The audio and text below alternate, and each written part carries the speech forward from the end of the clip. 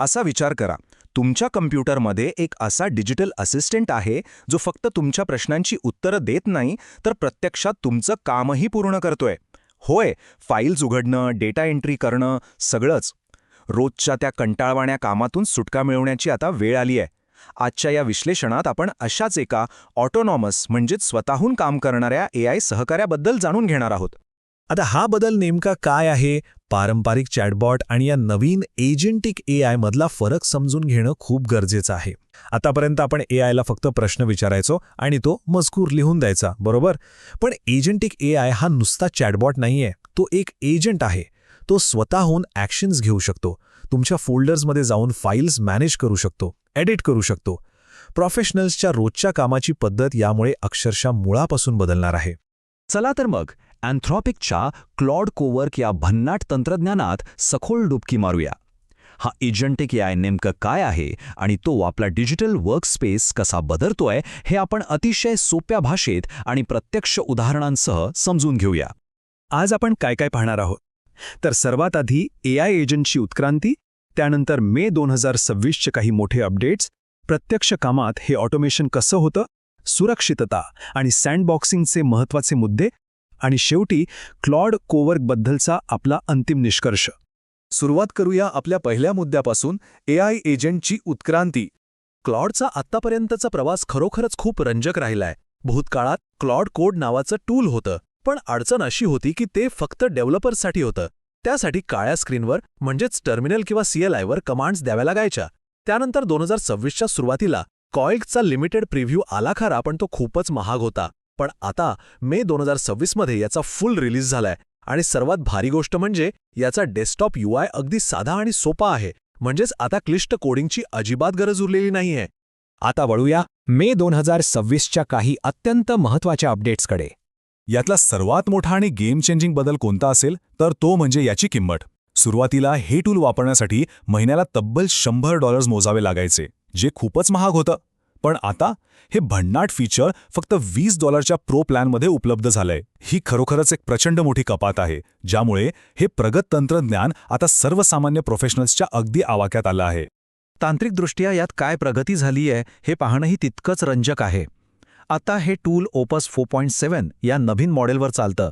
याचाच अर्थ ते अधिक वेगवान झालंय आणि क्लिष्ट गोष्टी अगदी सहज समजून घेतं. सोबतच याचा कॉन्टेक्स्ट विंडो आता स्टँडर्ड 1 मिलियन टोकन्सचा झालाय. म्हणजे हा AI आता तुमच्या खूप मोठ्या प्रोजेक्टची माहिती सहज लक्षात ठेवू शकतो. आणि सर्वात महत्त्वाची गोष्ट, आता याला पूर्ण विंडोज सपोर्ट मिळालाय. विंडोज सिस्टमवर तुम्हाला फक्त व्हर्च्युअल मशीन प्लॅटफॉर्म चालू करावा लागतो. आहे की नाही भारी? तिसरा आणि सर्वात उत्सुकतेचा भाग, प्रत्यक्ष कामात हे ऑटोमेशन कसं काम करतं, हे एका उदाहरणाने समजून घेऊया. समजा तुमच्याकडे खर्चाच्या बिलांचे ढिगभर फोटो आहेत. याचा डेटा एंट्री करणं म्हणजे किती कंटाळवाणं काम, बरोबर? पण इथे तुम्हाला फक्त ते फोटो एका विशिष्ट AI फोल्डरमध्ये टाकायचे आहेत आणि प्रॉम्प्ट द्यायचा आहे, एक एक्सपेन्स स्प्रेडशीट तयार कर. बस. उजव्या बाजूच्या प्रोग्रेस टॅबमध्ये तुम्ही पाहू शकता की क्लॉड स्वतः विचार करून काम करतोय आणि अगदी काही क्षणात आर्टिफॅक्ट्स विंडोमध्ये एक पूर्णपणे फॉर्मॅट केलेली एक्सेल फाईल तुमच्यासमोर हजर होते. हे अगदी जादू झाल्यासारखं वाटतं. या टूलचं आणखी एक जबरदस्त वैशिष्ट्य म्हणजे याचे कनेक्टर्स. हे कनेक्टर्स म्हणजे एक प्रकारचा पूलच आहे, ज्यामुळे क्लॉड आता वेगवेगळ्या सॉफ्टवेअरसोबत सहज संवाद साधू शकतो. Google drive, Gmail, slack, notion आणि अगदी मायक्रोसॉफ्ट 365 या सर्वांना तो आता थेट कनेक्ट होऊ शकतो. या क्षमतेची ताकद तुम्हाला एका साध्या प्रॉम्प्टवरून लक्षात येईल. हा प्रॉम्प्ट पहा. स्लॅकवरील शेवटचे 5 मेसेजेस वाच, नोशन पेजवर त्याचा सारांश लिही आणि ती लिंक माझ्या टीमला ईमेल कर. फक्त विचार करा, एका साध्या वाक्यात आपण एका एजंटला 3 वेगवेगळ्या ॲप्लिकेशन्समधलं अत्यंत क्लिष्ट असं काम सोपवू शकतोय. यामुळे आपला तासांतास वेळ वाचणार आहे, हे नक्की. आता वळूया एका अत्यंत महत्त्वाच्या मुद्द्याकडे, सुरक्षितता आणि सँडबॉक्सिंग. प्रोफेशनल कामासाठी AI वापरताना सुरक्षितता सर्वात आधी येते. त्यासाठी सँडबॉक्स किंवा व्हर्च्युअल मशीन म्हणजे काय हे समजून घेणं महत्त्वाचं आहे.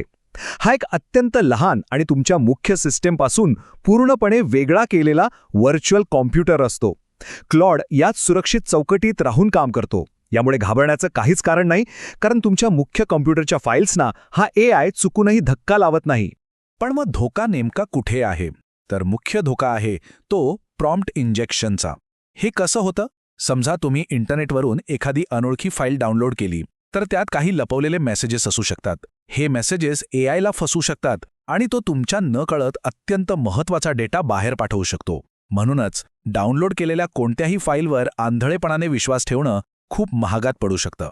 आणि म्हणूनच सुरक्षितेसाठी एक विशिष्ट सेटअप पद्धत काटेकोरपणे पाळणं अतिशय गरजेचं आहे. सर्वात आधी क्लॉडमधील रेडिनेस चेक तपासा.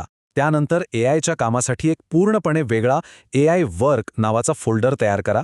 क्लॉडला तुमच्या संपूर्ण कॉम्प्युटरचा ॲक्सेस न देता फक्त या एकाच फोल्डरचा ॲक्सेस द्या.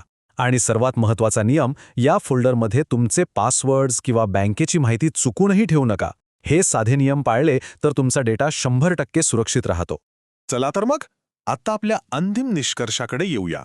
सगळं पाहिल्यानंतर शेवटी आपण या एकाच प्रश्नापाशी येऊन थांबतो. स्वतःहून काम करणाऱ्या या डिजिटल असिस्टंट्ससाठी महिन्याला $20 खर्च करणं खरोखरच फायदेशीर आहे का?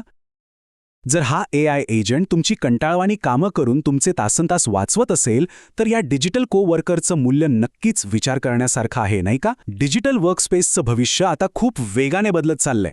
या नव्या बदलासाठी आपण तयार आहोत का? याचा नक्की विचार करा. आजच्या या माहितीपूर्ण प्रवासात सोबत असल्याबद्दल खूप खूप धन्यवाद.